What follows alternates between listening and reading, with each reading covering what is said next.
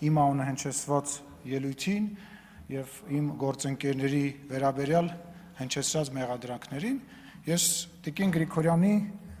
վրա զարմանում եմ, որովհետեւ ամեն ինչ իր չափ ու սահմանը պետք է ունենալ, լինել պատգամավոր, մեղադրել մեզ 7 տարվա իշխանության մեջ եւ այս մարդկանց, ովքեր որ 35-ից 40 տարեկան երիտասարդներ են մեծամասնությամբ, մեղադրել նրա մեջ, որ այդ մարդիկ բարձում է ապրելու տուն ունեն եւ դա ներկայացրեն որպես կոռուպցիայի դրսեւորում, անկեղծ ասած արդար չի։ Դուք դա արել եք ձեր ելույթի ժամանակ, տներ եւ այլը դուք հարստացել եք, ես ուզում դուք ցույց տաք այն մարդկանց, ովքեր այս իշխանության ընթացքում միջին հայից ավելի շատ է հարստացել եւ օրինակ ասեք թե ինչ տարբերություն իրանց եւ ձեր եղբոր մեջ, որ 2021 թվականին նույնպես տուն է գնել։ Ձեր, որ ունեք հողատարածքներ Սյունիքում, ունեք բնակարան, այսինքն ասեմ տեղերը հասցեներով ասեմ, կհրապարակեմ, հեռախոսից մեջ է բարձրանամիջացնեմ։ Ձեր հորը պատկանող, ձեր եղբորը, մի հատ հեռախոսս տուր, մի հատ հեռախոսս տուր։ Այսինքն ձեզ թվում է, էդ էլ չլի եկաք ներքին հանդից խոսացիք, բան արեցի, տեսանյութը տեղադրեցի, ոչ մի արձագանք չեղավ։ Լավ, մի րոպե հերթով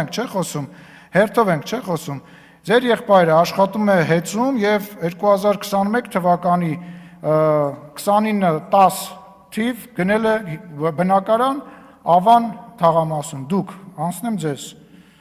Ուր եք ձեր անշարժ գույք, ձեր հորը պատկանող սեփականության հող, կտեղադրեմ այս թուղթը, կարծում եմ դրա կարիքը չի լինի, կտեղադրեմ թուղթը, ժամանակը չվատնենք, հա, եւ գալ խոսել այս մարդկանց մասին, որ իբր հարստացել ենք, Ռուբինյանը ճիշտ է ասում, դա պատեհապաշտություն է, եթե դուք, պարոն Մինասյան, մի խանգարեք էլի, եթե դուք ուզում եք հարստացած պաշտոնյաների մասին խոսել, Սերեն Օհանյանին հարցրեք իր տների մասին, Լևոն Քոչարյանին հարցրեք, ասեք դուք 10 տարի եք իշխանություն եղել, ես երիտասարդները 7 տարի են իշխանություն, այդ 220 միլիոնը ո՞նց է բացատրում այն դեպքում, որ այդ ժամանակ Հայաստանի Հանրապետության պաշտպանության բանակի, պաշտպանության նախարարության բյուջեն էր այդ ժամանակ այդքան, ո՞նց է բացատրում, այդքանը գիտենք, այդքանը կարողացել ենք իմանանք, դա պատեհապաշտություն է, հասկանում ես, որ դուք նստած լինելով մարդկանց մեջ, ովքեր որ միլիոնատերների եւ միլիարդատերերի համբավ ունեն,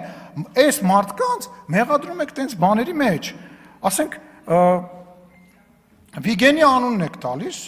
ասենք դուք գիտեք, որ բան խոսելիս падգամավոր քաղաքական գործիչը պետքա ճշտի։ Իմ ընկեր Վիգենի անունն եք տալիս։ Ձեր նշած բնակարանը նույնիսկ չի գրանցվել եւ այդ ձեր նշած դրվագի մեջ ամենամեծ խնդիրը այն չի, որ ինչ-որ մի բիզնեսմեն գնել է ինչ-որ մի բնակարան, ամենամեծ խնդիրն այն է, որ դուք փաստացի հայտարարում եք, որ պաշտպանության նախարար Վիգեն Սարգսյանը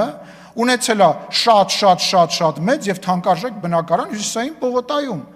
Դուք խոսում եք Հովիկ Աբրահամյանի մասին, Հովիկ Աբրահամյանի անունն եք տալիս։ Հենա գնացեք հարցրեք, հեսա Հովիկ Աբրահամյանի ընկերները ստեղ նստած են։